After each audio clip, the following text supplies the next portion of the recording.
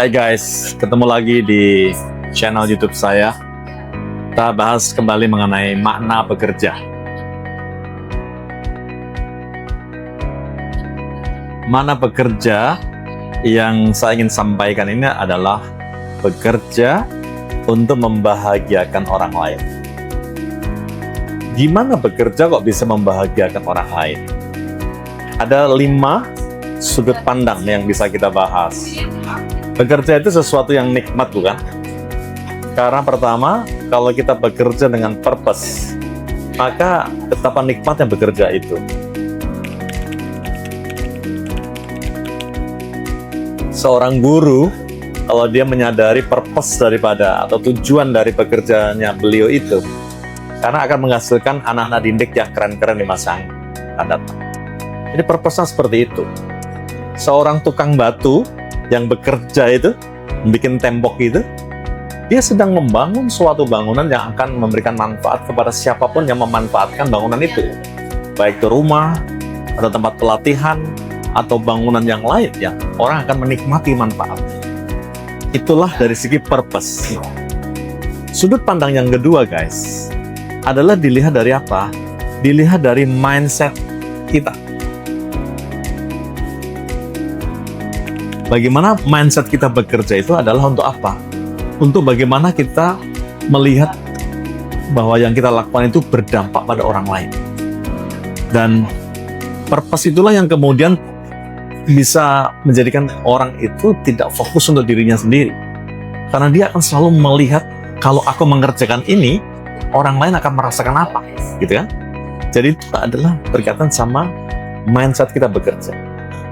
Dan kalau kita bekerja tidak hanya untuk kepuasan diri kita sendiri, tapi akan memperkirakan, memperhitungkan orang lain itu akan merasakan apa, betapa nikmatnya bekerja ini. Itu sudut pandang yang kedua, guys. Sudut pandang yang ketiga adalah bahwa bekerja itu bisa dilihat dari aspek religius.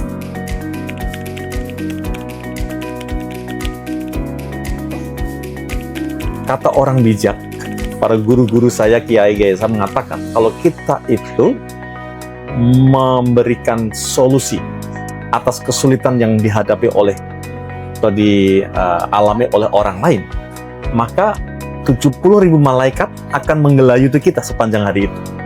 Keren banget kan? Nah, kalau kita bisa memahami bekerja dengan sudut pandang seperti ini, betapa nikmatnya kita bekerja, kita akan selalu semangat untuk bekerja.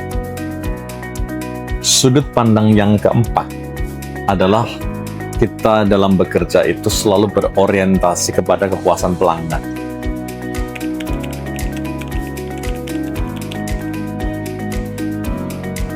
Kita akan selalu memperhitungkan nih, kira-kira pelanggan gua ini aspirasinya apa ya? Mereka itu sebetulnya mengharapkan saya itu memberikan layanan seperti apa. Kalau kita bekerja dengan pola pikir dan mindset seperti itu, betapa nikmatnya kita bekerja. Itu yang keempat, guys. Dan yang terakhir, yang kelima nih, sudut pandang yang kelima, guys, bahwa bekerja itu sebetulnya tidak hanya mencapai output suatu organisasi atau perusahaan atau tempat kita bekerja. Kita itu bekerja adalah untuk menciptakan dampak.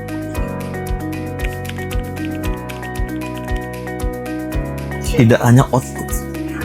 Kita harus berpikir nih bahwa apapun yang kita kerjakan itu akan menunjukkan dampak yang bisa menginspirasi orang lain, bisa membuat orang lain lebih termotivasi, memiliki semangat hidup yang lebih kuat, lebih baik.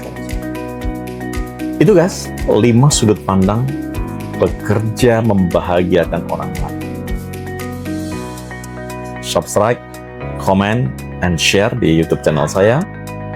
Sukses buat kalian semua. Salam pembeli.